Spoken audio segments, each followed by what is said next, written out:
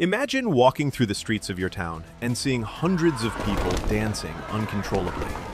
Not celebrating, not partying, but dancing until their feet bled. Dancing until they collapsed from exhaustion. Dancing until some of them died. This isn't the plot of a horror movie. This actually happened in the summer of 1518 in the city of Strasbourg, in what is now France.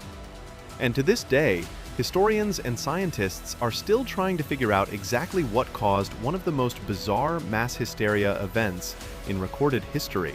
I'm going to take you back 500 years to uncover the mystery of the dancing plague of 1518. A story so strange that if it were fiction, you probably wouldn't believe it. Let's set the stage. It's July 1518, and Strasbourg is a bustling medieval city of about 20,000 people. But life isn't exactly easy. The region has been hit hard by famine, disease, and social unrest. Crops have been failing.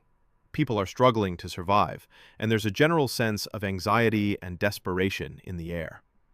Now, in this tense atmosphere, something extraordinary is about to happen that will grip the city for over a month and leave historians scratching their heads for the next 500 years. It all started with one woman, on one seemingly ordinary July morning. Her name was Frau Troffea.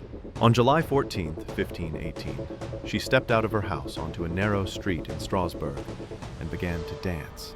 But this wasn't normal dancing. She danced frantically, compulsively, as if she had no control over her own body. Hour after hour, she continued dancing. Her family and neighbors watched in confusion and growing alarm as she danced through the entire day and into the night. By the end of the first day, Frau Troffea was still dancing. By the end of the week, she had been joined by 34 other people, and then it spread like wildfire. Within a month, the number of uncontrollable dancers had swollen to somewhere between 50 to 400 people. Historical accounts vary, but they all agree on one thing.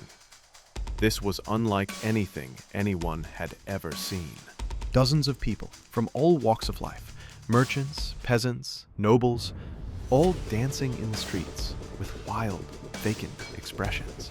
They danced for days without stopping, their feet bleeding, their bodies covered in sweat and grime. Contemporary accounts describe people collapsing from exhaustion, only to get back up and continue dancing.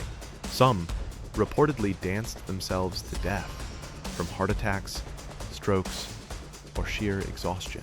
The exact death toll is disputed, but multiple sources confirm that people did die. What makes this even stranger is that the dancers seemed aware of what was happening to them, but completely unable to stop. Imagine being trapped in your own body, watching yourself dance uncontrollably while your rational mind screams for it to stop.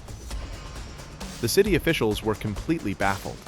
They consulted physicians who declared it was caused by hot blood and recommended more dancing. Yes, you heard that right.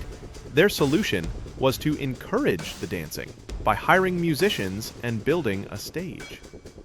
What's remarkable is how well documented the Strasbourg outbreak was, giving us one of the clearest windows into medieval mass hysteria. The city kept detailed records, and multiple contemporary sources corroborate the basic facts of the event. So, what really happened in Strasbourg in 1518? The truth is, we may never know for certain. It was likely a combination of factors unique to that time and place, the perfect storm of biological, psychological, and social conditions.